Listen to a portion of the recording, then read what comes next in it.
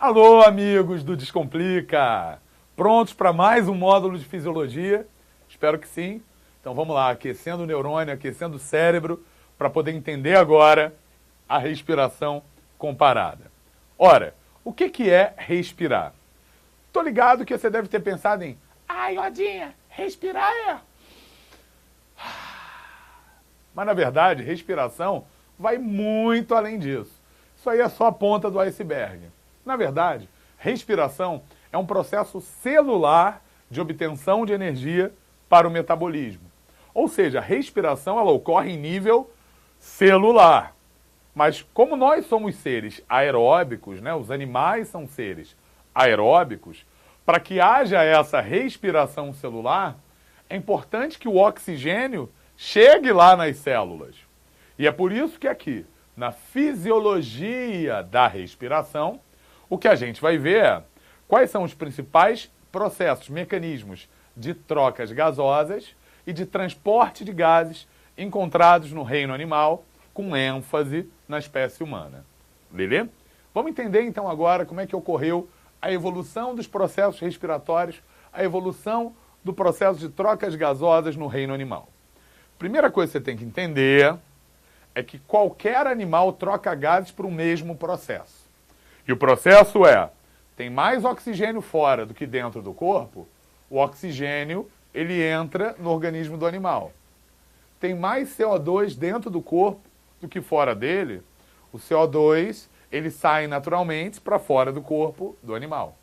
E esse movimento de solutos, de gases, do meio onde tem mais para o meio onde tem menos, é um processo de difusão, beleza?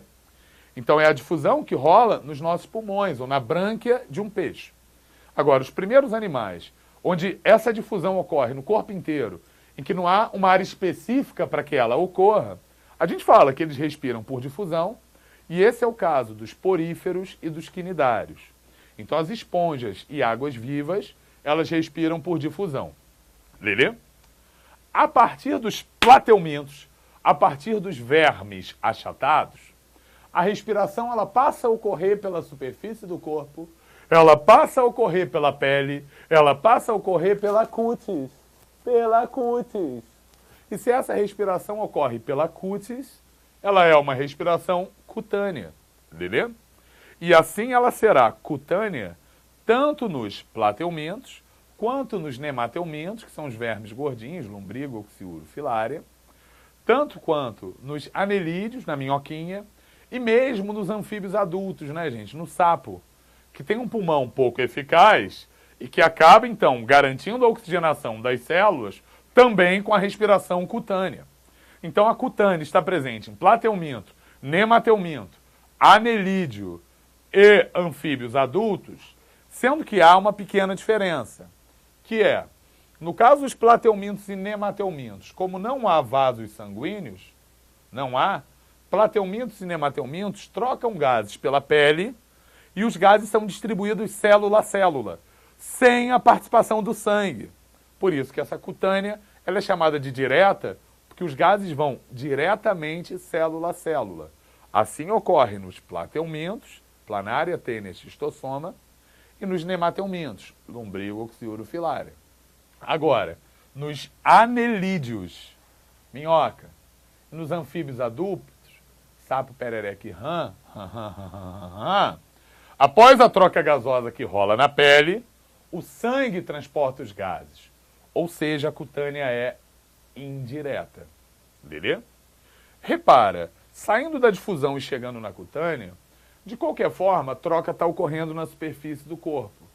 É eficaz até é, só que a superfície do corpo tem uma superfície de contato, superfície de contato, superfície de contato, que é bastante limitada. E é por isso que ao longo da evolução dos animais, na medida em que eles aumentam de tamanho, aumentam de complexidade, repara que a pele ela pode sofrer dobras para fora, que são evaginações, e dobras para dentro, que são invaginações, originando, respectivamente, as brânquias e os pulmões. Então, as brânquias nada mais são do que evaginações que aumentam a superfície de contato de trocas gasosas. que são típicas de animais aquáticos, uma vez que, pô, o pulmão, gente, o pulmão nosso está para dentro, tá abrigado, está protegido. E ele já perde muita água. De ficar dando aula, falando aqui para vocês, eu fico com a boca seca e você também fica, né? De falar, de respirar, tem que beber água, molhar a boca a todo momento. A gente perde água respirando. É só fazer aquilo, né? Que todo mundo já fez, de pegar um óculos, um vidro e dar aquela baforada, né? Deixando branquinho, depois passando a mão assim para tirar aquele branquinho. O que é aquilo? É água que você está perdendo naturalmente na forma de vapor via respiração. Então, se o pulmão para dentro perde muita água, imagina se a gente tivesse brânquia pendurada aqui no pescoço, andando sob um sol de 40 graus. Aí que a perda d'água seria mais intensa. Por isso que as brânquias são típicas de animais aquáticos, vamos lá, como moluscos, uma lula, uma ostra, como crustáceos, siri, tatuí, caranguejo, camarão, como os equinodermos, estrela do mar, pepino do mar, ouriço do mar, como os peixes e as larvas de anfíbios, girininho, que tem a respiração branquial. E os pulmões, como invaginação, uma boa adaptação para fazer essa troca no ambiente terrestre, eles surgem nos anfíbios, e anfíbios, répteis, aves e mamíferos têm pulmões com diferentes graus de eficiência, como já já a gente vai ver. Não sei se você reparou, mas a gente falou de porífero quinidário, plateuminto, nemateuminto, anelídeo, anfíbio adulto. E aqui, de molusco, crustáceo, equinodermo, peixe, larva de anfíbio adulto, réptil, ave, mamífero.